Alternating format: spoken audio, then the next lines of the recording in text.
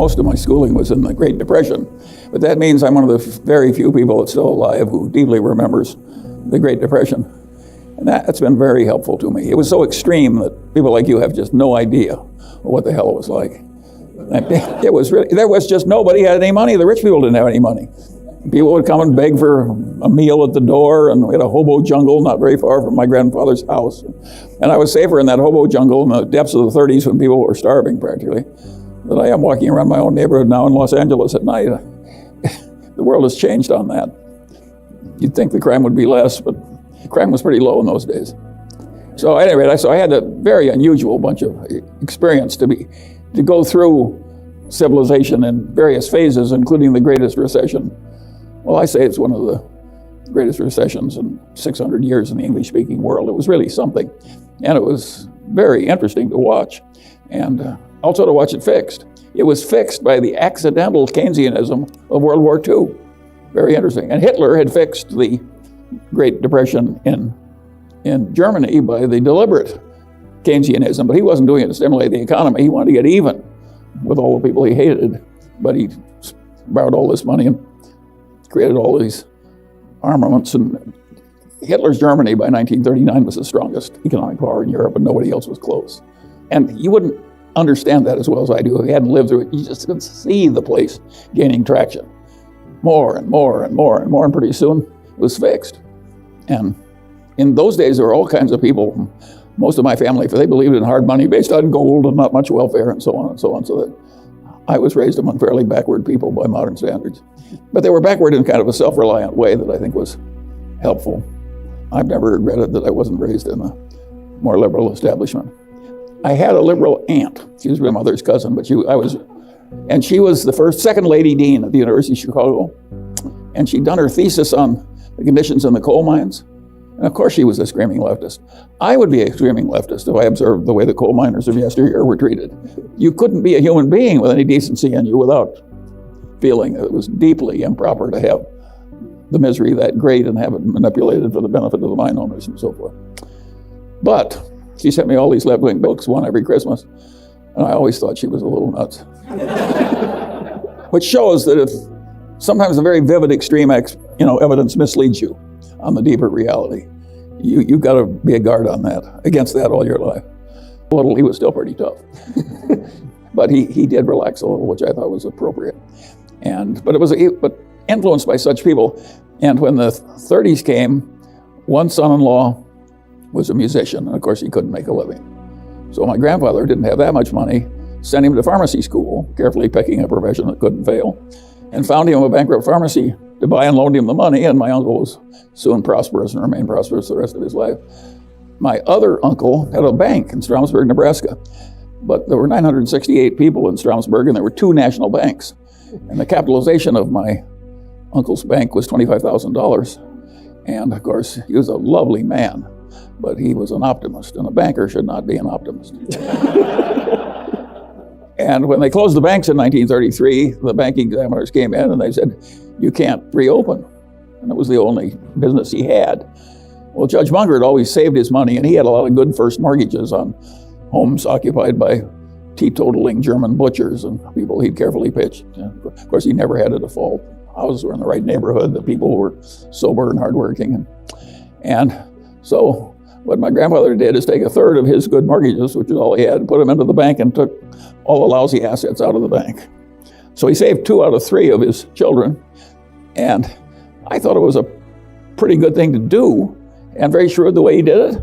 And he actually got most of his money back 10 or 15 years later out of the lousy assets of the bank when World War II. And that was a good lesson. On the other side, my grandfather, on the other side, his main business had gone broke in 1922 with all the other wholesale dry goods houses. And what he did, his son-in-law, one of them, went broke, and he cut his house in half and moved that family in.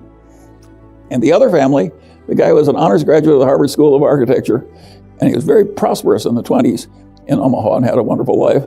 And the 30s came, the total building permits in Omaha would sometimes be $25,000 a month, and that was for furnace repairs or something. There was just no work, none, zero.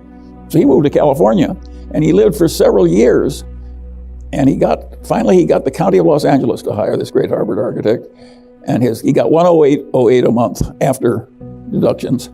And they had him do drafting work, but they classified him as a laundryman to save money. And he could actually rent a house for $25 and feed himself and drive an old car. But he could live on $109 a month. Amazing how poor everybody was. And what happened to that grandfather is along came the FHA and they had a competitive civil service examination. And he was a very brilliant man. Of course, he was first in the exam, and that made him the chief architect for the FHA in Los Angeles, where he spent the rest of his life. But I watched all this family coping with all this difficulty. And I'll say this, it sounds awful, but they weren't all that unhappy. You can cope pretty well because you get used to it. That's a nice thing about the human condition. I mean, you get to be my age, you got a lot of horrible things to get used to. It's just one new indignity all the time. A friend of mine says a good day when you're old is when you wake up in the morning and nothing new hurts. So at any rate, that's my experience in Omaha. But that background, all these people were educated and civilized and generous and decent, and a lot of them had good senses of humor. And it was a pretty damn good place to grow up in. And my memory is of being surrounded by a lot of very fine people. And I think the whole thing was privileged. I look at my background as absolutely privileged. I'm proud of being an Omaha boy. I sometimes use the old saying, they got the boy out of Omaha, but they never got Omaha out of the boy. And so that, all those old-fashioned values, family comes first, be in a position so you can help others when troubles come, prudent, sensible, moral duty to be reasonable, more important than anything else, more important than being rich, more important than being important. An absolute moral duty, because none of my intelligent relatives suffered terribly because they didn't advance higher. Right. Yeah, I mean, one of the things I'm fascinated by is, this was in the 20s and 30s, and the level of detail that you recall about their experiences and how that's shaping your experiences now. Well, I'm trying to give people a flavor of something that nobody else can remember. Yeah, you're a student of the people that you're experiencing. So you grow up in Omaha, Nebraska. You find yourself in Ann Arbor, Michigan. How does that happen? Very simple. I wanted to go to Stanford. And my father said to me, Charlie, I was the only son, two sisters. He says, I've got two daughters to educate right after you. I don't have unlimited money. He says, I will send you to Stanford if it really means a great deal to you. But I'd rather you pick a university in the Midwest much better than mine, which was the University of Nebraska. And that was obviously going to be Michigan. What was I going to say? Well, screw you, send me to Stanford. Well, I didn't say that. I went to Michigan. I have never regretted that at all. When I was young, I could get an A in any mathematics course without doing any work at all. And so I always took math because it meant that I could, literally, I never did any problem sets, I just did the math. And I should not get credit as some budding mathematician. I was choosing what for me was the easiest way to think about what I wanted to do instead of what somebody else wanted me to do. Well, come to find out, it ended up being a subject that has, I think, paid some dividends. Oh, hugely. Yeah. But this will interest you in this world where people have all these algorithms and computer science and fancy math and so forth. Neither Warren or I have ever used any fancy math in business, and neither did Ben Graham, who taught Warren. Everything I've ever done in business could be done with the simplest algebra and geometry and addition, multiplication, and so forth. I never used calculus for any practical work in my whole damn life. And I was a perfect whiz at it when they taught it to me. And by the way, since I never touched calculus, not one after I was 19 years old, I've lost it. The symbols would mystify me. But I think you'll find that if you really know the basic stuff, it's enormously useful, and only a very few people are ever going to need any calculus. So you study math at Michigan, then the war comes calling. Yes. You move to California, and you study meteorology. Well, that was because I was too dumb to do what I should have done. With my background, I should have gone to the Naval ROTC, because I hated infantry ROTC, which I'd done 4 years of in high school, rising to be second lieutenant, which is a very low rank. And of course, I was about 5'2". I got my growth late, and so I was not your ideal of a manly soldier in high school. So when you went to Harvard Law, why law? Well, my grandfather and father had been lawyers, and I knew I didn't want to do everything else. It's very simple. I didn't want to be and so forth. And a whistle blew, and the whole plant stopped for 15 minutes. And I said, what the hell is this? Oh, this whistle, and stopped for 15 minutes. And Harry said, that'll be the last time. And he just approached everything that way. And of course, another thing he did is he cut away all the fat that he didn't need, and then he found there were certain parts where we were the sole supply. And he raised all the price of those parts. You can see what a business genius we are. So how did you convince Warren to stop buying the bad apples and start buying the good apples? I think Warren, he gives me credit for that. He was going to learn it anyway. He just made so much money in this other stuff, and he'd been taught it by Ben Graham. Sure.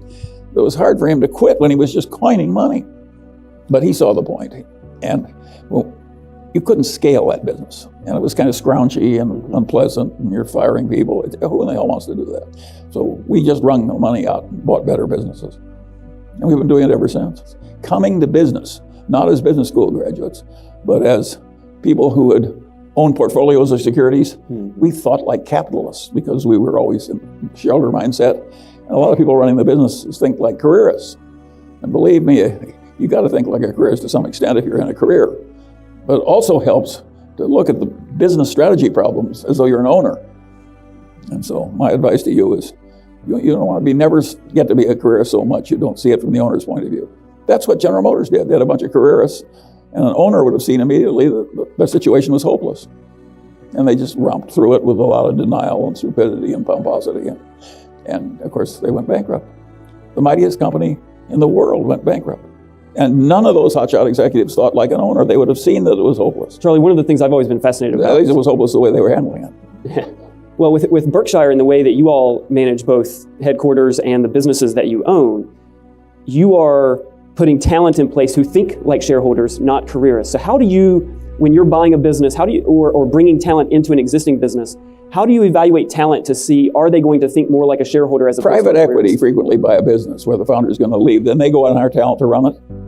That is a tough way to make a buck, and I don't like it. We generally buy with the talent in place.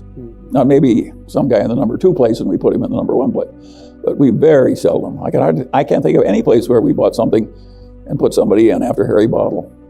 And no, we don't do that. And it's amazing how long we have some of those people stay. Warren always says we can't teach the new dogs the old tricks. What's the implication of not being able to teach the old dogs new tricks, or new tricks to old dogs, when if we look at what's happening in business today, what we see is executives... We can't teach the old tricks to the young dogs. That's what we found. And so we keep the old dog in place. But that's not the norm, right? I mean, if we look around... No, it's the norm in life. It may not be, our practices may not be the norm, but normally it's very hard to get you got a wise old dog, getting a young dog that can match him, that's hard.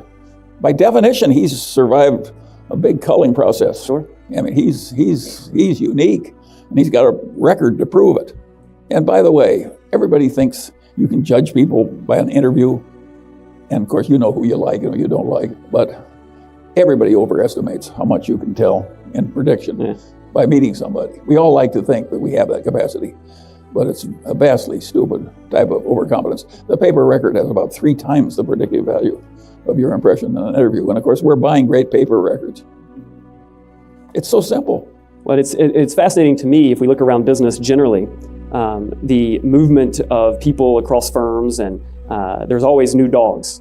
And you've taken a contrarian position to that and managed Berkshire differently. Well, it isn't like we're still hiring young dogs into these businesses, but it's amazing how much of the record of Berkshire has come from the old dogs who are in the business when we buy them. You can't believe how good those people have been. There's one huge exception in the new dog department. I almost despise the business of executive search because I find that they really want to sell you the best that's available, even if it's no damn good. And I'll tell you what they all have in common, none of them know. It is not totally inconceivable that it will work pretty well. And with so much of the world doing well with similar tax policy, and of course, the Democrats go berserk on this subject. And I think they're wrong. It may actually help them. I'm not sure it'll work. It may not, but it's not totally crazy. Well, it reminds me of a piece of advice that you've offered and given to me, which is, people often have a point of view, and the danger in having that point of view is you start to assume with certainty that you're right. Absolutely, totally crazy. And I think what your point of view is you need to have a point of view. It's a very important subject. I've been thinking about it all my life. You ask for my opinion. Yeah. I don't really know how well it's going to work. I don't think anybody else does either. I think it'll work to some extent, but how much I don't know. Is it unfair? Well, the corporations are by and large owned by a bunch of charitable endowments and by a bunch of pension plans. And the whole world is going